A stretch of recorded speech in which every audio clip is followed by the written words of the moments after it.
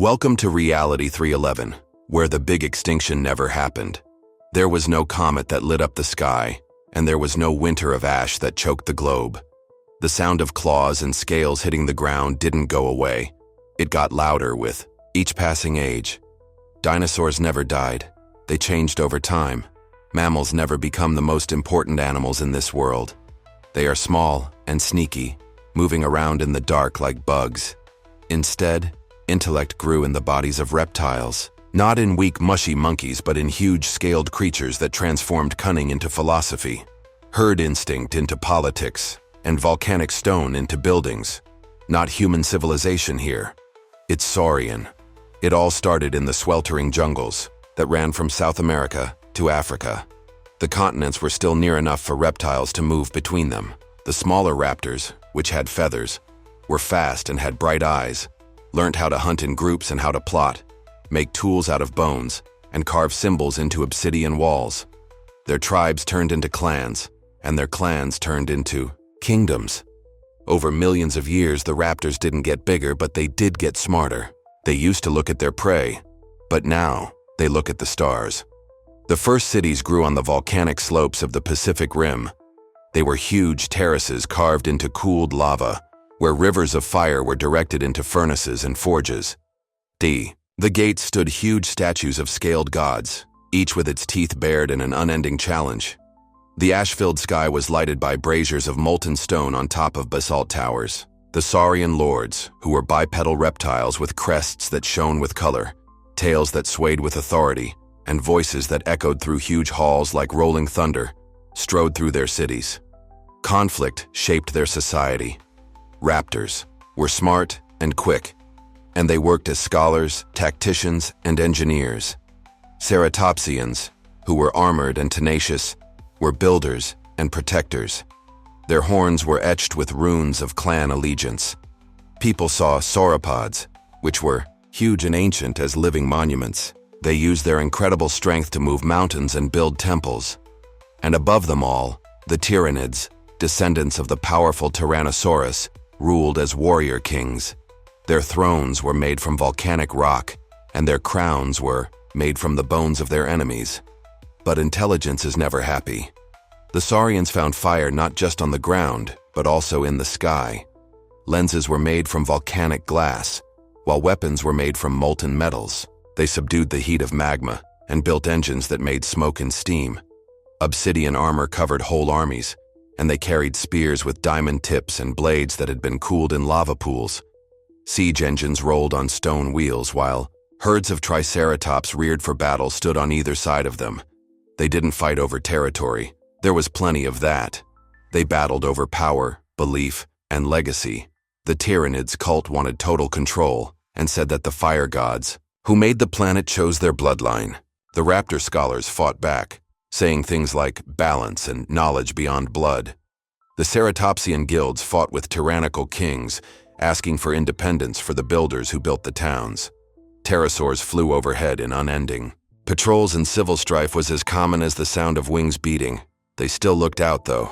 Astronomers among the raptors drew spirals into the walls of temples to show where stars were going. They knew about the huge rock that almost killed them a long time ago, and they promised it would never catch them off guard again. When the IG sky was crimson with volcanic ash, whole cities would come to chant under the stars, and their voices would echo like storms across valleys. There were no mammals like us here, small, hunted and forced into burrows and caves. The saurians thought they were pests that needed to be burned out of fields or kept in cages as curiosity. It was funny to think that a creature with soft skin and hair could rule anything. It was the scaled who wrote history, constructed monuments, and dreamed of forever. As the enormous volcano of Itzku roared across the sky, sending rivers of fire down on the saurian city, the tyrannid monarch raised his sword to the sky and said, "What every scaled being already knew, the age of scales will never end." The world of Reality 311 was full of big dreams, from the blazing rim of the Pacific to the sweltering jungles of what we now call Africa. Civilization didn't come from the spark of weak mammals. It came from the constant heat of reptilian blood. Their cities weren't soft things made of wood and clay. They were living strongholds that were bonded with the soil itself and sculpted from mountains and volcanoes, as if the land had bowed to the will of scales. Itzku, the capital of the Tyrannid Dominion, was the biggest of these. Itzku was built around the mouth of a raging volcano. Canals carried molten rivers across the city to power the military and craft furnaces. There were huge terraces around the mountain, and each stratum had a different caste living on it.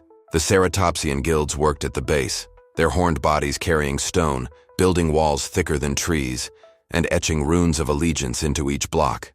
The Raptor academics lived in even higher spires of black glass that were carved, with stars, and had observatories that looked both up into the sky and down into the magma. The basalt throne hall of the Tyrannid monarch stood above everything else, at the top of the volcano. It was a dark palace where firelight made shadows of teeth and claws on the walls. These cities were more than just places to live. They were living emblems of power. Statues of victorious warriors, paintings of battles fought across valleys, and monuments taller than mountains proclaiming perpetual reign were all ways that each dynasty carved its victory into stone. Living in that metropolis meant walking under signs every day that the age of scales had always been and would always be. Society was a lot like the volcanic world that made it. There was a hierarchy at the center of it all, with power flowing down from the Tyrannids, the chosen warrior kings whose jaws were thought to carry the word of the gods. The sauropods stood below them. They were respected as sacred ancients, with long lives and memories that went back hundreds of years. They were living records, walking stories whose words were more powerful than any carved tablet. Raptors were the driving force behind thought. They were quick and sharp-eyed, and they were engineers, tacticians, and chroniclers. Their intelligence led to the creation of things that changed the world, such magma forges that could melt down rare metals, obsidian lenses that made the stars look bigger, and siege engines that threw blazing stones across battlefields. But their brilliance was both a gift and a punishment. Tyrannid leaders considered them as both necessary counselors and dangerous enemies. Their whispered ideas spread across the guilds like sparks in dry bush. The ceratopsians were builders and protectors. They were loyal because they protected their families and herds. They etched clan emblems into their horns, and when they marched into combat, they made live walls of shield and horn. Whether a guild switched sides might affect the outcome of whole wars, since no city could be developed or defended without their obstinate strength. The Dinosaurs were also a part of this hierarchy. They flew across the skies as scouts and messengers, and their wings blocked out the sun during big war musters. The Tyrannids were the ones who kept order with claws and rules. Their rule was carried out by enforcers with obsidian armor whose tails left grooves in stone roadways. Faith held this edifice together. The fire cult ruled the land, and its priests said that volcanoes were the gods' beating hearts. To keep the equilibrium between the earth and the sky, people would throw sacrifices, sometimes animals and sometimes prisoners from competing tribes, into magma flows. People thought that if the volcano's appetite wasn't satisfied, the gods would shake the world until scales broke and cities fell down. Temples were places of worship and politics, with their altars burning with molten stone. Fire had to agree with every decision about war or law. But under all the magnificence, there was tension. The Raptor academics spoke about an alternative fate, one that wasn't based on Tyrannid bloodlines, but on knowledge. They carved symbols into stone in secret rooms that didn't talk about gods, but about the rules of nature. They didn't see the stars as signs. They saw them as patterns. They looked at the flow of magma not as a sign of God's fury, but as pressure and release. For every monument built to dictatorship, there was another that was silently marked with questions that may make people doubt. Outside the gates, in jungles and plains, smaller groups of dinosaurs observed the big cities with jealousy and horror. Some gave in and paid tribute with stone and hide. Others fought back by attacking supply lines and hiding in wetlands where even tyrannid claws couldn't find them. Yes, civilization was strong, but it was never won. In this universe, every city was a fortress, every dynasty was a fight, and every monarch was a tyrant with enemies waiting in the wings. The age of scales was still going on, but it would only last if claws and teeth weren't the only things that kept it going. It would also depend on whether knowledge or tyranny guided the way of reptilian destiny. Reality 311 was always at war, much like the Earth's tremors and volcanoes' roars. While people in our planet created kingdoms on rivers and trade, the saurians built empires by conquering other people. The Tyranid dominion, with its tall basalt citadels, couldn't stand without constant challenges. Every generation learned how to fight before they learned how to be peaceful. The Tyranids' armies were terrifying and glorious to look at. Picture hundreds of ceratopsians marching in a line, their horns sharpened and their bodies covered in obsidian armor. Their sheer size might shatter strongholds. Siege towers erected on the backs of ankylosaurs rolled behind them. The ankylosaurs' tails were reforged with iron spikes that broke through stone as readily as wood. Raptors were the strategists. They darted around battlefields with speed and agility, created traps, cut off supply lines, and led charges with screams that sounded like war horns. As flocks of pterosaurs flew in formation above, the sky grew darker. They dropped blazing tar sacks on opposing lines. And always, at the front of these armies, walked the Tyranid lords themselves. They were huge, with serrated jaws and armor that had been cooled in magma. Their blades were made of diamonds that had been ripped from volcanic veins. Wars weren't often waged just over land. There were lots of places to wander, hunt, and graze. No, conflicts were waged to be the best, to earn respect, and to win the favor of the fire gods. A city that didn't win was a city that wasn't real. Every new king needed blood to show they were worthy, and every dynasty needed monuments of conquest to prove their claim. To the saurians, tranquility meant being stuck, and being stuck meant death. But these wars weren't just mindless killing. They were as much about ceremony as they were about strategy. Before the armies fought, they showed off their best fighters, in contests of strength and cunning, intending to scare the other side with how fierce they were. An entire battle was won on the plains near the volcanic citadel of Zothal, when a single Tyranid lord tore through 3 rival champions in the arena. The opposition army had to kneel without firing a single arrow, but in other places, warfare carried on for decades, destroying civilizations in cycles of raids and revenge. The Tyranid dominion's biggest threat came from inside, not from outside.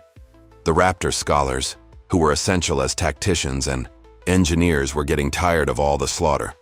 For decades, they have whispered of wisdom and a destiny molded not by volcanoes, but by the stars themselves.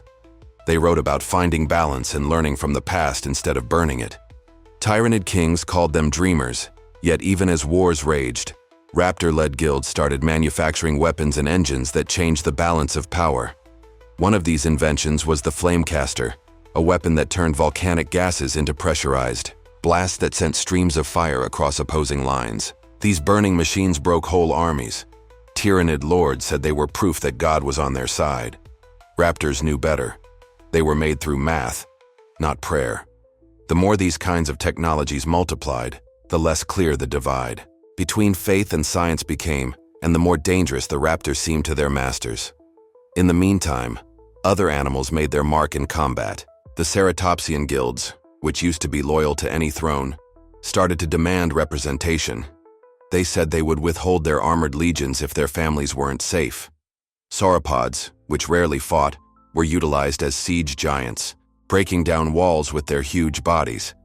But their elders didn't like being used into tools of conquest. Even people who had always been believed to be unshakable started to talk about rebelling. Rival empires grew up outside of the Dominion. In the western deserts, Spinosaur clans built water fortresses along big rivers and raided them with teeth and spears. In the northern marshes, crocodilian dynasties claimed bloodlines that went back before the Tyranids. There was no end to the war, and alliances were weak.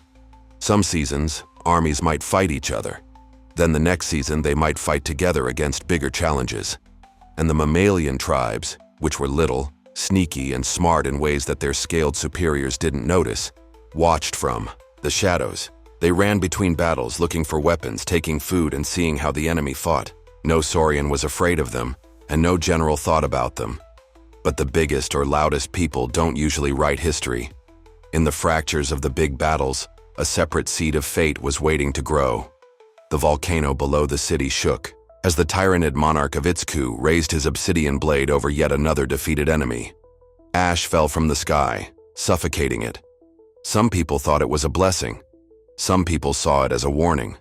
Even in reality 3.11, the planet itself had its limits, and no empire, no matter how powerful, could deny that the fire that made them could just as easily destroy them.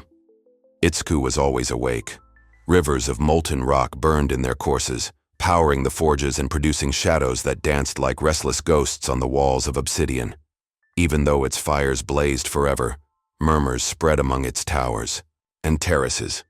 Reality 311 had entered a time of both conquest and doubt. The tyrannid King Vorith the Ash-marked ruled from the volcanic royal hall, which had a roof that had been blackened by ash for hundreds of years. His jaws had crushed enemies, and his eyes shone like fires.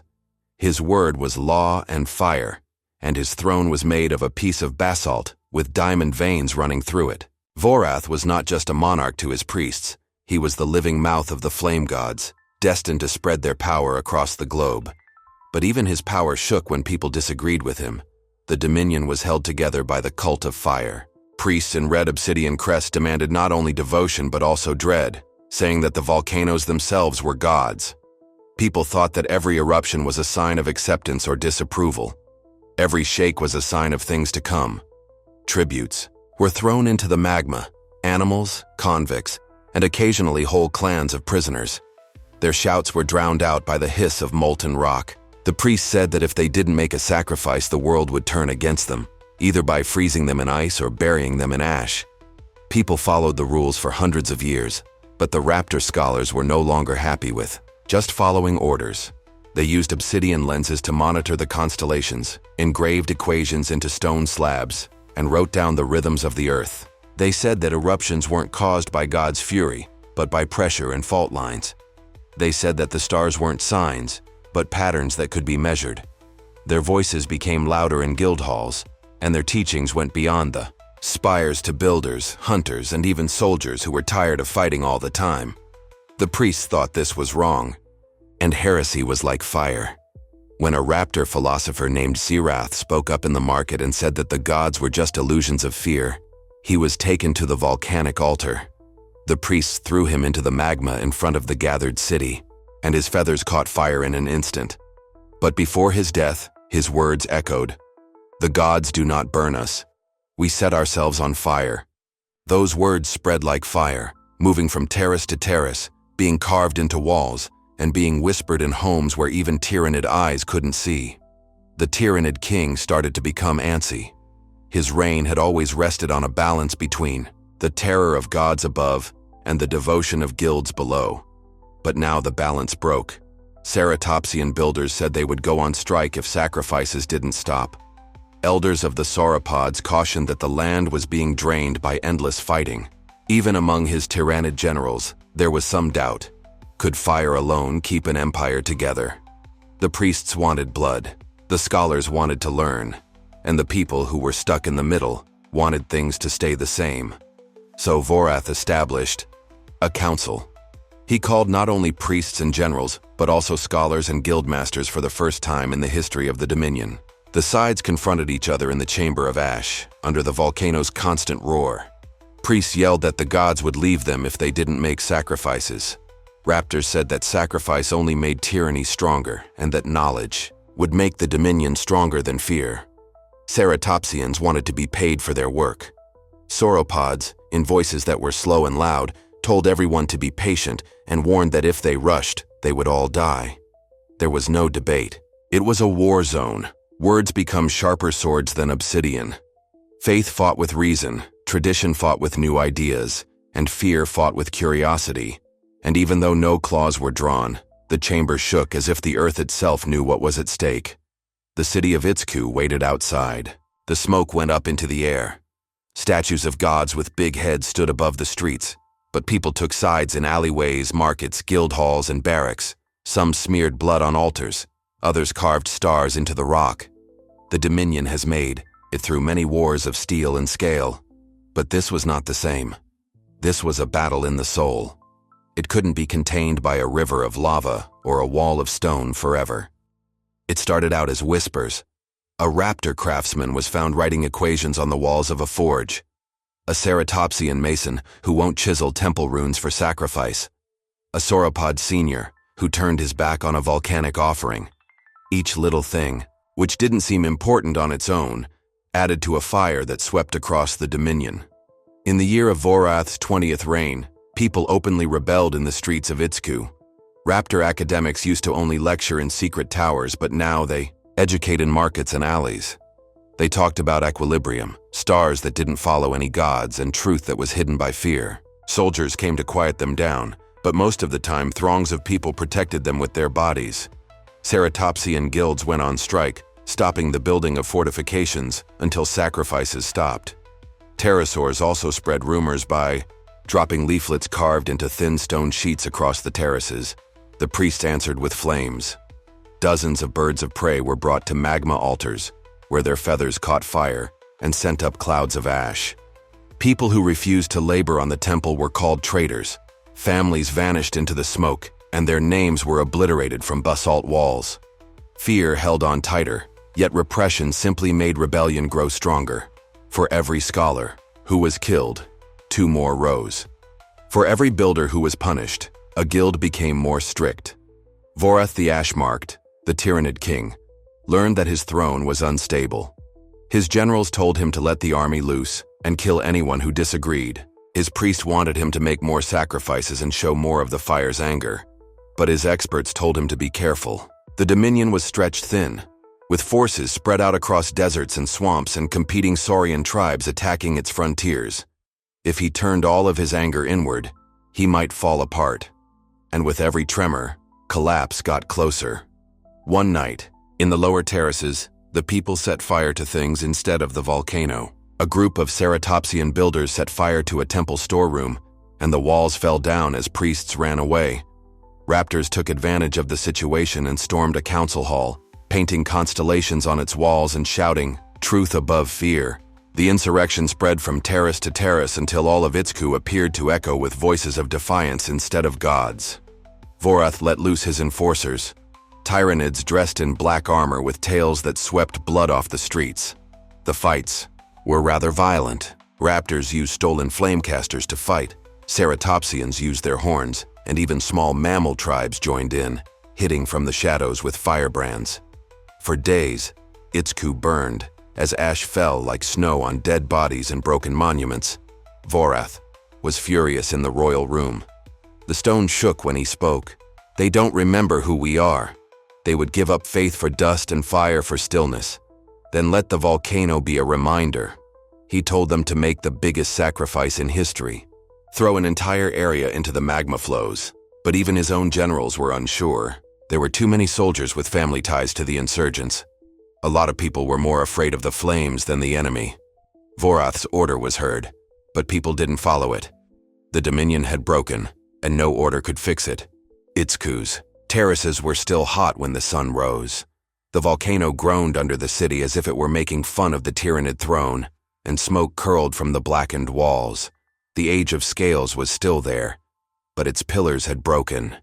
And in the streets full of ash, a question grew louder than any priest's sermon. Could the gods perish if they could burn?